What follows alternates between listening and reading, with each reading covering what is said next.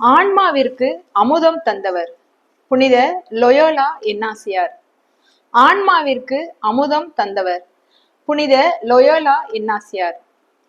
கத்தோலிக்க திருச்சபையில் பிரிவினை தோன்றி குழப்பமுகில் சூழ்ந்து எங்கும் கும்மிருட்டு கவ்வி கிடந்த அந்த அந்தகார சூழலில் வெள்ளி முளைக்கும் என்ற சொல் அவர்களுக்கு புத்தொளி பிறக்கப் போகிறது என்ற நிறைவினை தந்தது. மழையை முகில் தழுவும், எழில் வானத்தை காற்று வளைத்து தழுவும், அலைகள் கடல் தழுவும், நீர் ஆற்றின் பெருக்கு உலகார தழுவும் வண்ணமிகு ஸ்பெயின் நாட்டின் பாஸ்கு என்ற பகுதியில் மாண்புமிக்க லொயோலா குடும்பத்தில் இனிகோ என்ற இள ஞாயிறு உதித்தது. வெள்ளி முளைக்கும் என்றவர்கள் எதிர்பார்த்திருந்த வேளையில் இனிகோ என்ற இளஞாயிறே உதித்தது. மீண்டும் ஒரு புதிய சரித்திரத்தை எழுத வரலாற்று பக்கங்கள் தன்னை தயார்படுத்த தொடங்கின. மீண்டும் ஒரு புதிய சகாப்தத்தை எழுத வரலாற்று பக்கங்கள் தன்னை தயார்படுத்த தொடங்கின. அந்த பிறை நிலவு முழு நிலவாய் ஆனது. அன்னை தன் கண் போலவும் தந்தை தன் விழியையே கொடுத்தும் மேதையென மாற்றினர். திருவாளே அறிவாளே புகழினாலே செம்மாந்த நின்றார் இளைஞர் இனிகோ. திருவாளே அறிவாளே புகழினாலே செம்மாந்து நின்றார் இளைஞர் இனிகோ. லொயோலா மாளிகைக்குள் அந்த இளம் புயலை கட்டி வைக்க இயலவில்லை. புயல் புறப்பட்டது 16 வயதில் கஸ்டில் நாட்டின் அரண்மனையை நோக்கி. மூளைக்கு விடுமுறையா? முட்டாள்தான் தந்திடுவான். படிப்பறிவே மூலதனம், ஒப்பரிய பெருவாழ்வே என் லட்சியம் என போர் வீரர்களுடைய தீர செயல்களை தேடி படித்தார். கையெழுத்தை மேம்படுத்தினார், கவிதை பாடினார், பெரியோர் கேண்மை கற்றார் என அணு அளவும் இடைவெளியின்றி அந்த புயல் சுழன்று அடித்தது. பாம்பலூனா கோட்டை அது கோட்டையே அல்ல, உருமாற்றம் கருமாற்றம் நடந்த இடம். ஒரு கணம்தான், அதிலும் குறைவாக கூட இருக்கலாம். யாருமே எதிர்பார்க்காமல் அது நிகழ்ந்தது. அந்நிய மண்ணில் அந்தி கருக்களில் இனிகோவின் வலது காலில் குண்டடிப்பட்டது. அவரது திருமுக எழிலை மௌனமாய் திருடி கொண்டது வேதனை. ஆம், அன்று இனிகோ இறைவனால் தடுத்தாள கொல்லப்பட்டார் என்றுதான் சொல்ல வேண்டும். ஆம், அன்றுதான் இனிகோ இறைவனால் தடுத்தாட்கொள்ளப்பட்டார் என்றுதான் சொல்ல வேண்டும். போர் வேந்தர்கள் போற்றும் புனித சன்மார்க்கம் தான். மணிமுடி கொண்டாலும் ராஜகுமாரன் தான். ஆனாலும் அதற்கு மேலும் இப்பிரபஞ்சமே கொண்டாடும் மனம் வீசும் ரோஜாவானார் இந்நாளே.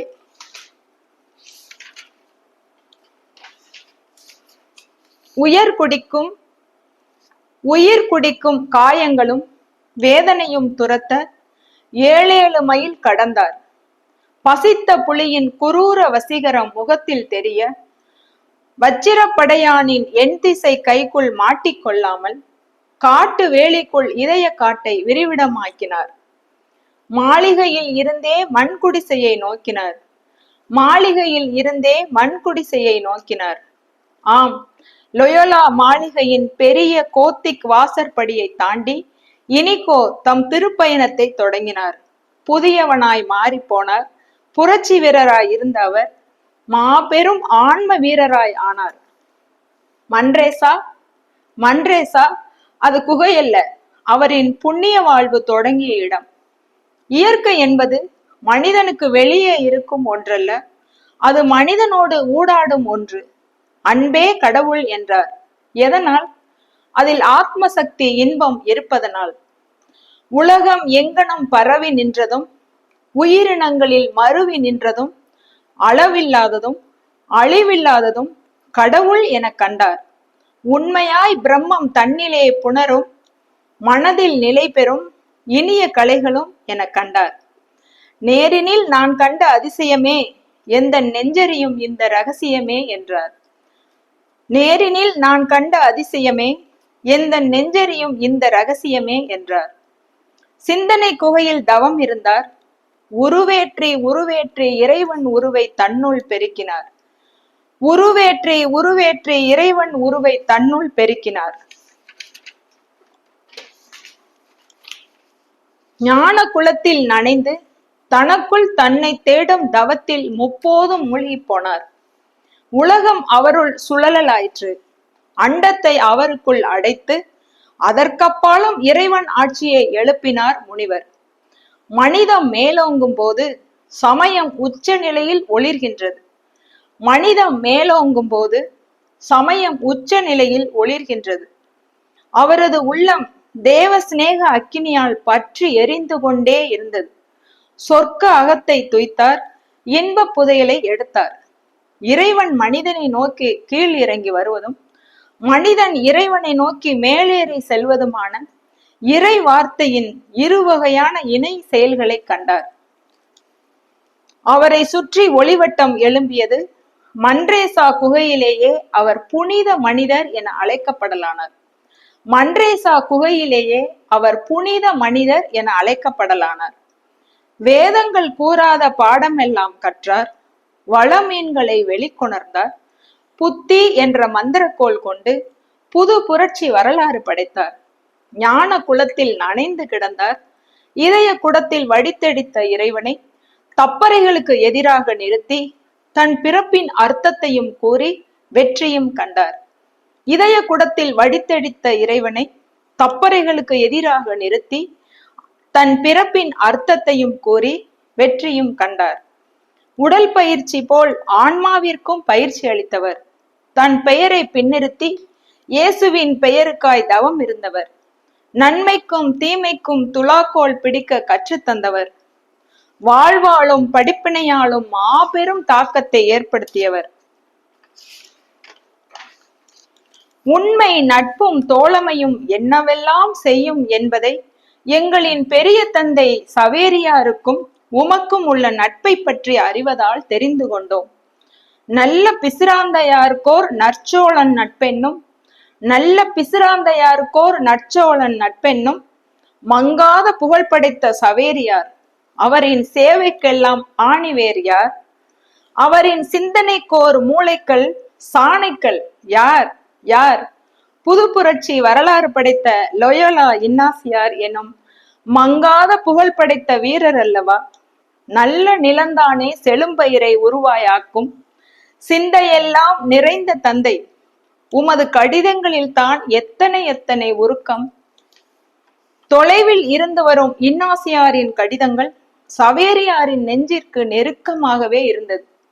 தந்தை அறிவு, மகன் அறிவு, சமூக கொடுமையை உமது ஆன்மீக பயிற்சிகள் எனும் புதிய நெம்புகோலால் புரட்டி போட்டீர்.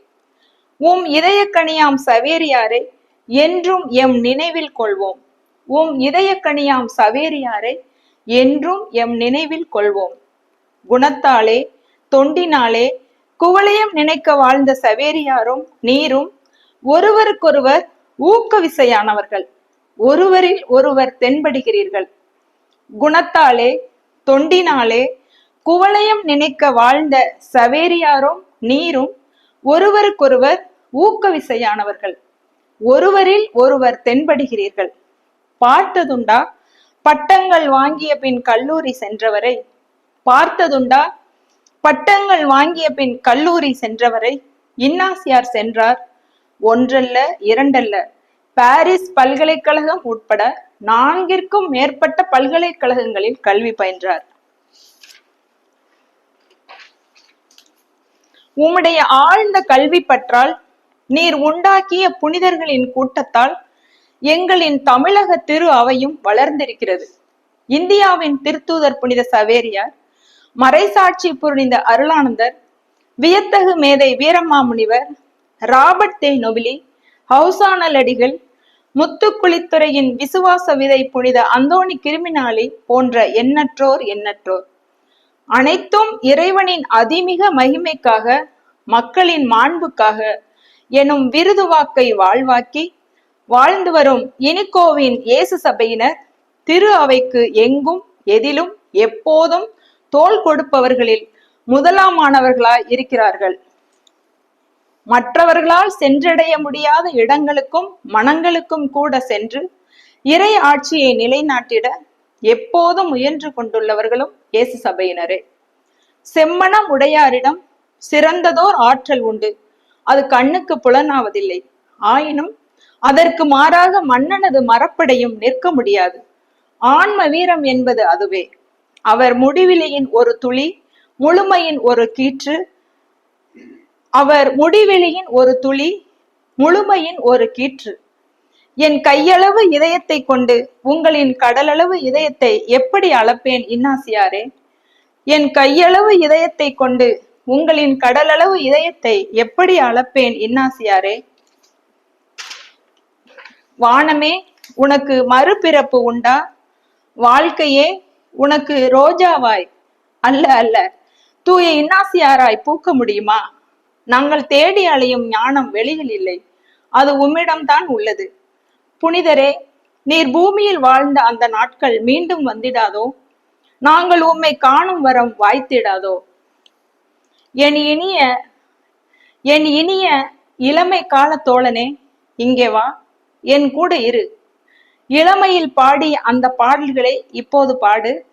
முன்னொரு முறை சேர்ந்து வாழ்ந்தோம், சேர்ந்து சிரித்தோம், இதயங்கள் நிறைய அன்போடு எத்தனை காலங்கள் வாழ்ந்திருந்தோம் என இன்னாசியாரும் சவேரியாரும் பேசிக்கொள்ளும் பேச்சுகள் இந்த வளாகம் முழுவதும் கேட்டுக்கொண்டே எதிரொலித்துக் கொண்டே உள்ளது. அந்த குரல் எனக்கு கேட்கிறது, உங்களுக்கும் கேட்கும் என நினைக்கிறேன். அந்த குரல் எனக்கு கேட்கிறது, உங்களுக்கும் கேட்கும் என நினைக்கிறேன்.